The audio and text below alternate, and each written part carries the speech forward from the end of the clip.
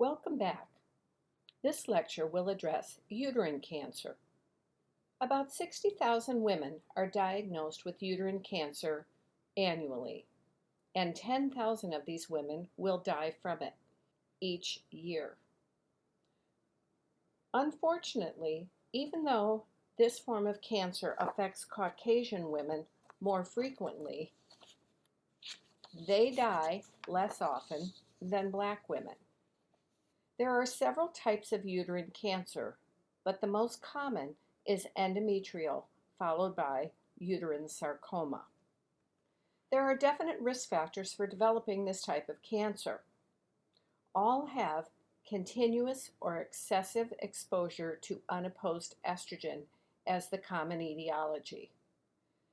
Estrogen replacement therapy without the use of progestin to treat menopausal symptoms was, and in some areas continues to be, a common practice.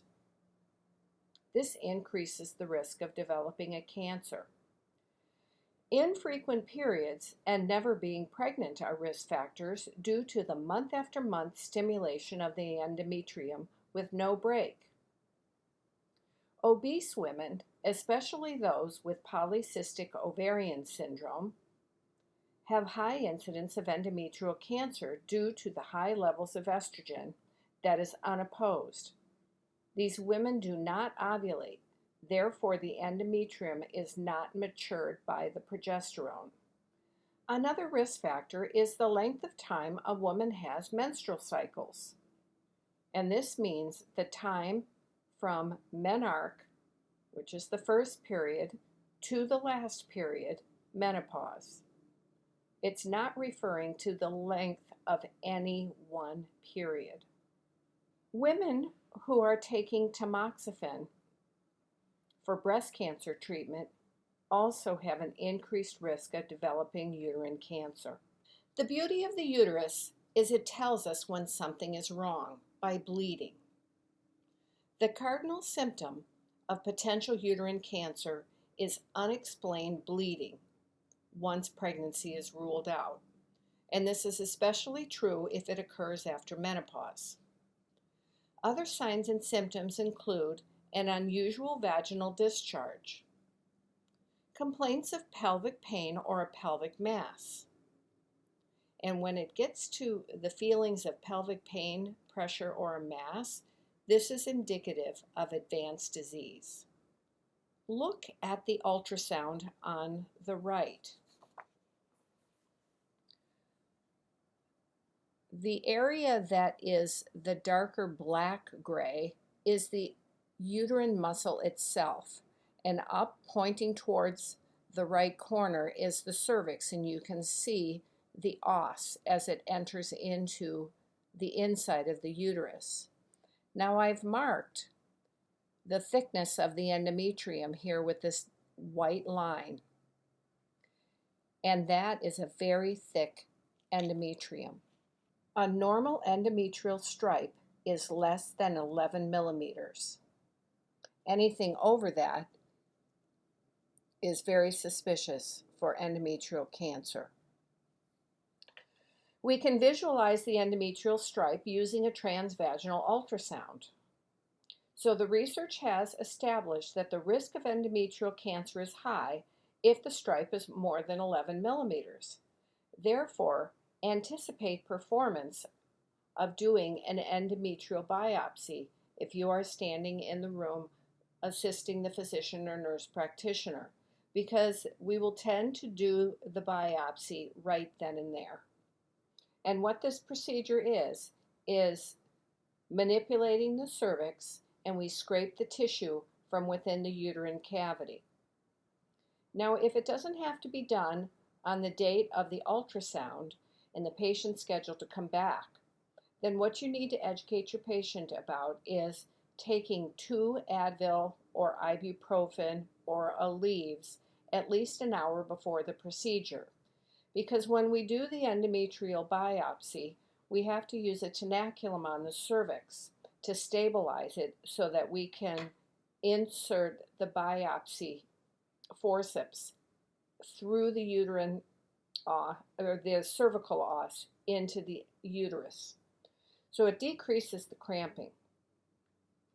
But if it's done right there on the same day as the ultrasound, the physician or nurse practitioner will give some type of anesthesia right into the cervix to help. It still is going to hurt because she's going to have a lot of cramping. And the good thing is, a well done endometrial biopsy can be done within 1 minute. Sometimes, based on your patient's age, history, or the ability to get through the cervix, an endometrial biopsy can't be performed in the office. The cervix may be stenotic. The patient may insist on having anesthesia because of past experience or knowing that it's going to hurt, or a more advanced diagnosis is being suspected. In this case, the patient will be scheduled for an outpatient surgical dilatation and curettage, also known as the D&C. Every once in a while, you may come across a pap smear result that indicates endometrial cells are present.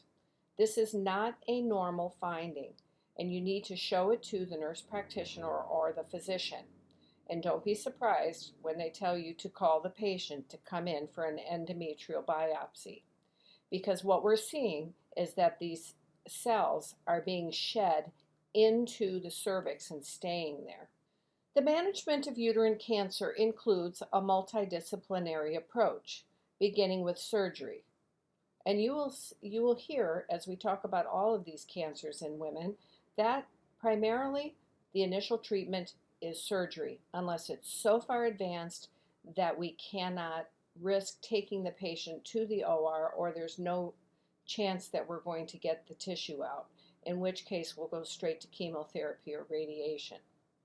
But let's hope we find this stuff before it gets to be that advanced. So the surgical treatment for uterine cancer is a total abdominal hysterectomy with bilateral salpingo-oophorectomy, also known as TAH with BSO. So when you are reading your patient's history, if you see TAH only, that means all they took out was the uterus and the cervix. And sometimes they don't even take out the cervix. Don't assume that this patient has lost her ovaries and fallopian tubes. It has to say BSO for that to have occurred. So in the postmenopausal woman, we will do the TAH with BSO because she no longer needs those ovaries. If the patient is premenopausal, especially these women with polycystic ovary syndrome, we're only going to do the TAH. This spares the patient from going into instant menopause. The picture on the right shows the various types of hysterectomies. For cancer, the approach is the most aggressive. We want to try and take it all. After surgery, based on the pathology, further treatment may include chemotherapy and radiation therapy. At this point, the patient is referred to a GYN oncologist, a general oncologist, as well as a radiation oncologist. Your nursing interventions include being great at triaging phone calls, getting the correct information. So you ask the patient, how old are you? They're usually calling you and saying, I started having vaginal bleeding and I haven't had a period for 10 years. That should be an instant red flag. You need to start asking questions. When did it start? How much is the bleeding? What initiated it? But the bottom line is, this patient needs to come in and be seen. You need to educate your patients about the medical management. So once the physician has decided what is going to occur, you need to help the patient navigate it. You need to help the patient make the appointments. Make sure that any type of lab work, pathology reports, etc. are sent off to the specialist. Once the patient has had surgery, then, and you're on the inpatient at this point, you would focus on pain management and general post-surgical care. It's not going to be very different from any other surgery. The patient may or may not have drains. They're going to have incisions. Usually when we're looking at cancer, they're going to do an open approach because they need to be able to have a good look within the pelvis. They're going to biopsy the lymph nodes that are in the pelvis. They may or may not take the omentum, it depends, and you can't do that easily with the laparoscope. And then last but not least, if you are working in oncology, you may be administering chemotherapy. It may begin on an inpatient basis, but the bulk of it is done on an outpatient basis. So for those of you who are working on a surgical unit that cares for women with GYN surgeries, when you're developing a care plan, look at this little picture on the right, and you can see it spells out cancer, but this is where your focus of care needs to be. Her comfort, her altered body image. Remember, if we did a TAH with BSO and she doesn't feel like she's a woman anymore because everything is gone. Nutrition, so very important, not only for healing, but also to fight cancer. Chemotherapy, evaluating the response to meds. Is it fighting the cancer and doing a good job? And is the patient having adverse effects of the meds? And then also providing respite for the caretakers, allowing them to take the breaks, allowing them to talk to you about their fears and their concerns about their significant other. So this ends part 2 of malignancies of the reproductive tract. Move on to number 3.